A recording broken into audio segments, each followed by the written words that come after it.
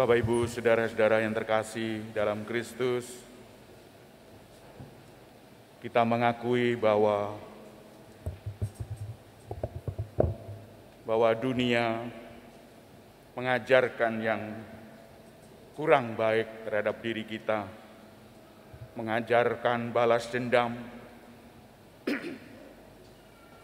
mengajarkan orang saling membunuh, mengajarkan orang saling marah-marahan, marah yang satu dibalas dengan marah yang lain, lebih kejam.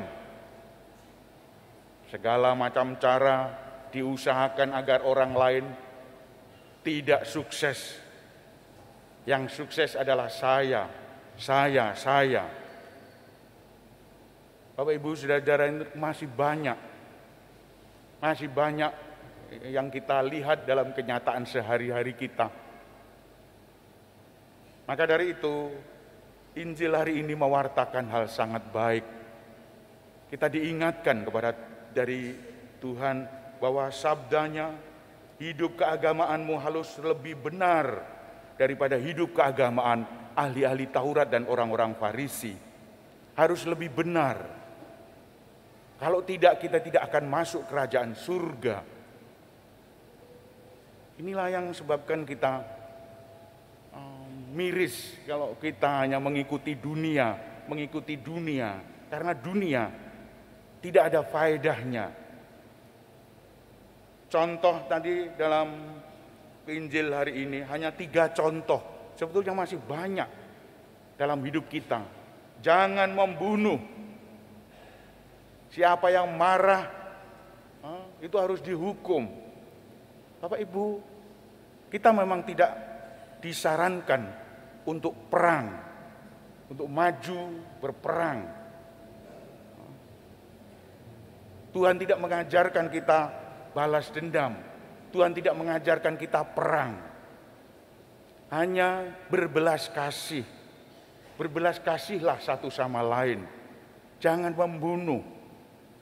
Sebab kata-kata kita itu berbisa.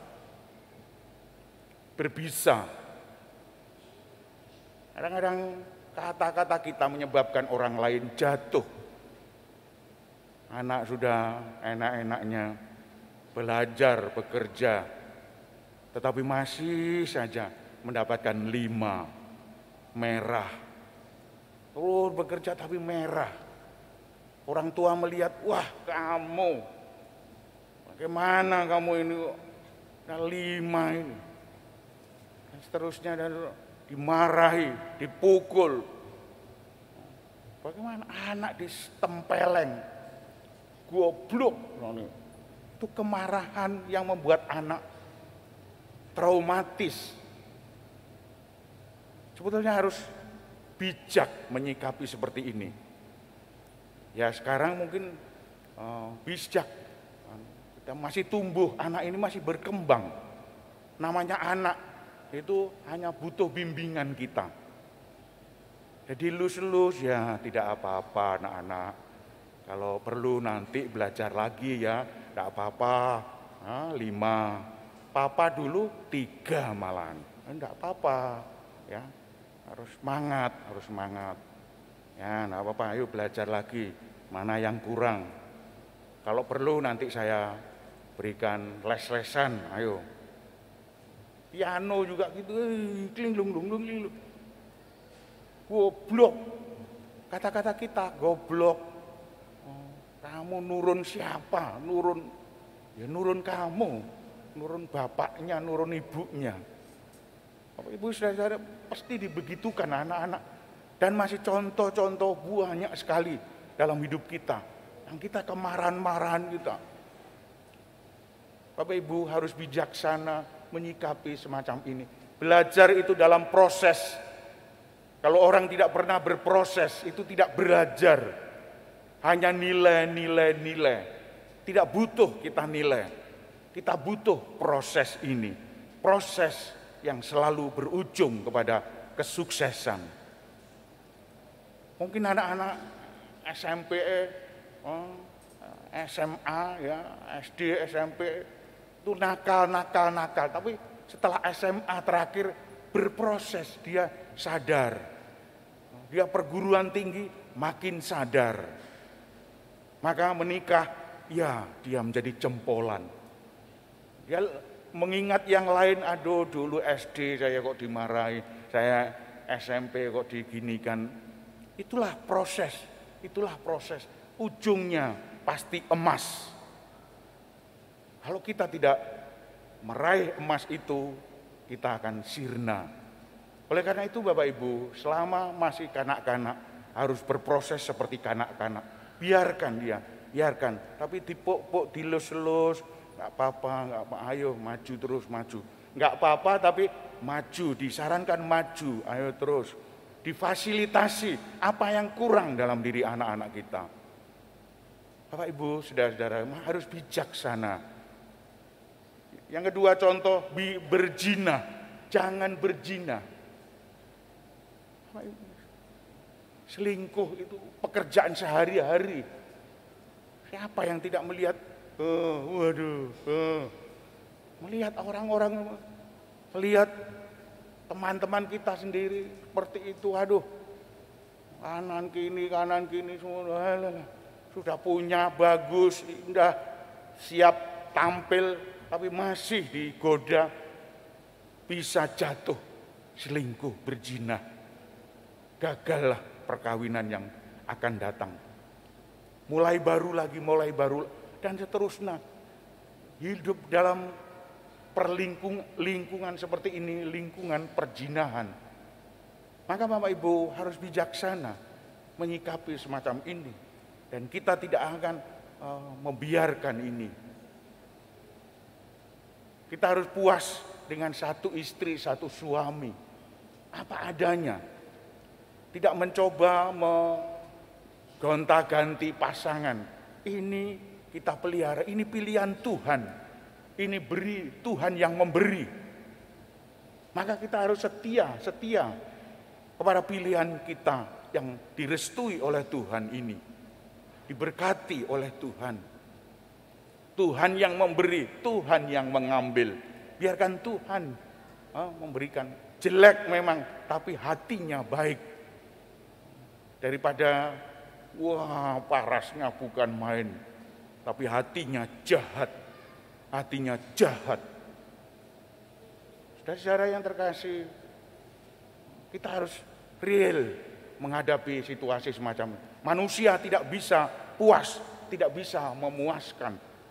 Ingin selalu ingin dan ingin terus. Tapi kita harus puas dalam diri kita. Ini di dunia, dunia serba gemerlap. Hanyut yang satu, timbul yang lain lagi, yang baru lagi, yang gemerlap lagi. Habis yang timbul yang baru, yang gemerlap lagi. Kalau kita menuruti nafsu kita seperti ini, habis kita. Oleh karena itu Bapak Ibu, kita harus setia kepada istri, suami kita. Apa adanya.